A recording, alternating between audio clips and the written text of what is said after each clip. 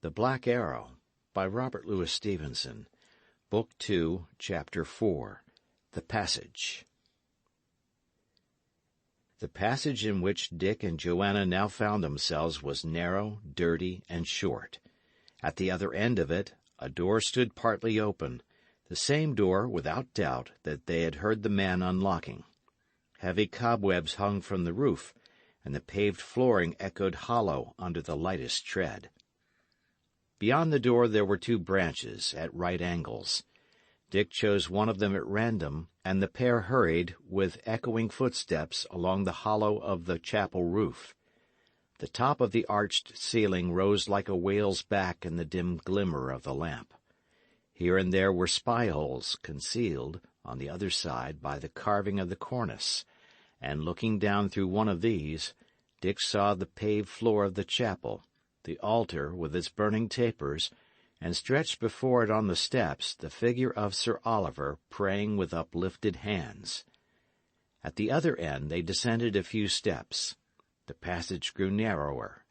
The wall upon one hand was now of wood.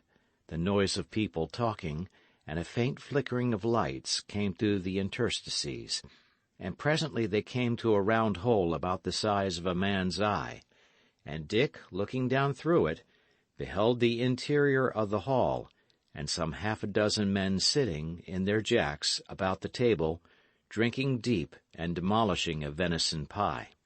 These were certainly some of the late arrivals. "Here is no help," said Dick. "Let us try back." "Nay," said Joanna, "maybe the passage goeth farther." And she pushed on. But a few yards farther the passage ended at the top of a short flight of steps, and it became plain that, as long as the soldiers occupied the hall, escape was impossible upon that side.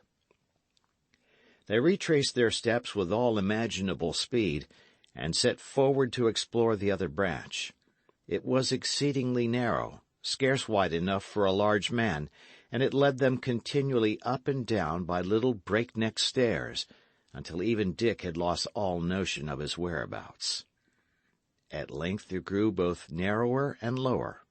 The stairs continued to descend. The walls on either hand became damp and slimy to the touch, and far in front of them they heard the squeaking and scuttling of the rats. "We must be in the dungeons," Dick remarked. "And still there is no outlet," added Joanna. "Nay, but an outlet there must be," Dick answered. Presently, sure enough, they came to a sharp angle, and then the passage ended in a flight of steps. On the top of that there was a solid flag of stone by way of trap, and to this they both set their backs. It was immovable. "Someone holdeth it," suggested Joanna. "Not so," said Dick. "For were a man strong as 10, he must still yield a little. But this resisteth like dead rock. There is a weight upon the trap. Here is no issue, and by my sooth, good Jack, we are here as fairly prisoners as though the gyves were on our ankle bones. Sit ye down, then, and let us talk. After a while we shall return, when perchance they shall be less carefully upon their guard, and who knoweth? We may break out and stand a chance, but in my poor opinion we are as good as shan't." "Dick," she cried, "alas the day that ever ye should have seen me! For like a most unhappy and unthankful maid, it is I have led you hither." "What cheer?" returned Dick. "It was all written, and that which is written, willy-nilly, cometh still to pass. But tell me a little what manner of a maid ye are, and how ye came into Sir Daniel's hands. That will do better than to bemoan yourself, whether for your sake or mine." "I am an orphan, like yourself, of father and mother," said Joanna. "And for my great misfortune, Dick, and hitherto for yours, I am a rich marriage. My Lord Foxham had me to ward. Yet it appears Sir Daniel bought the marriage of me from the king, and a right dear price he paid for it. So here was I, poor babe, with two great and rich men fighting which should marry me, and I still at nurse. Well, then the world changed, and there was a new chancellor, and Sir Daniel bought the warding of me over the Lord Foxham's head. And then the world changed again, and Lord Foxham bought my marriage over Sir Daniel's, and from then to now it went on ill betwixt the two of them. But still Lord Foxham kept me in his hands, and was a good lord to me. And at last I was to be married, or sold, if you like it better. £500 Lord Foxham was to get for me. Hamley was the groom's name, and tomorrow, Dick, of all days in the year, was I to be betrothed. Had it not come to Sir Daniel, I'd have been wedded, sure, and never seen thee, Dick, dear Dick. And here she took his hand and kissed it with the prettiest grace, and Dick drew her hand to him and did the like.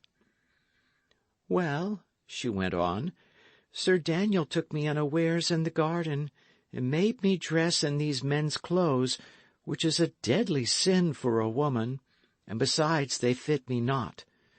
He rode with me to Ketley, as you saw, telling me I was to marry you. But I, in my heart, made sure I would marry Hamley in his teeth." "Ay," cried Dick, "and so ye love this Hamley?" "Nay," replied Joanna, "not I. I did but hate Sir Daniel. And then, Dick, ye helped me, and you were right kind, and very bold, and my heart turned towards you in mine own despite. And now, if we can in any way compass it, I would marry you with right good will. And if by cruel destiny it may not be, still you'll be dear to me. While my heart beats, it'll be true to you." "And I," said Dick, "that never cared a straw for any man or of woman until now, I took to you when I thought you were a boy. I had a pity to you, and knew not why.